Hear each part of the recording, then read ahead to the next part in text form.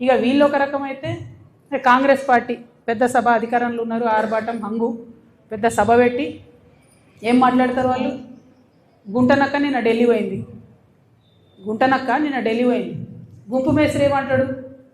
ఆ గుంటనక్క ఢిల్లీకి ఎందుకు పోయిందో నాకు తెలుసు, ఆర్ఎస్ఎస్ పెద్దల్ని కలవడానికి పోయింది, కాళేశ్వరం కేసులు ఏదో అవుతుంది అందుకే పోయింది. నాకు సంపూర్ణంగా కోర్ట్స్ మీద విశ్వాసం ఉందండి, నాకు సంపూర్ణంగా కోర్ట్స్ మీద వాళ్ళ జడ్జిమెంట్ మీద విశ్వాసం ఉంది. కానీ ఒక ముఖ్యమంత్రి స్థాయిలో ఉన్న వ్యక్తి ఈ గుంటనక్క పోయి ఆర్ఎస్ఎస్ పెద్దల్ని కలుస్తుంది అని గుంటనక్కతో డీల్ మాట్లాడుతున్నా ఏమంటుండు? నువ్వు చెప్తావా, నువ్వెవరు కలిసినావో నేను చెప్పాలనా? అరే నీకు తెలిస్తే నువ్వు చెప్పాలి కదా ప్రజలకు, నువ్వు ముఖ్యమంత్రివి కదా, నీకు బాధ్యత ఉంది కదా. అట్లా కాకుండా డీల్ మాట్లాడుతున్నాడు. నీకు తెలుసా, నాకు తెలుసు నువ్వు ఎక్కడికి పోయినావో నేను చెప్తా. ఏం మాటలు ఇవి?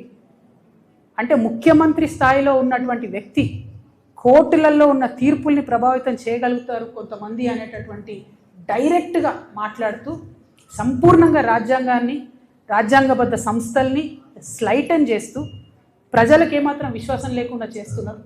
అంతేకాకుండా ఏమంటాడు ఆయన? సేమ్ ఏదైతే ప్రజల పట్ల బీఆర్ఎస్ పార్టీ లెక్కలేనితనం ప్రదర్శిస్తుందో అదే లెక్కలేనితనాన్ని కూడా కాంగ్రెస్ పార్టీ ప్రదర్శిస్తే ఏమంటాడు ఆయన? నేను ప్రతిపక్షం లేకుండా చేస్తాను. నువ్వెవరు చేయడానికి?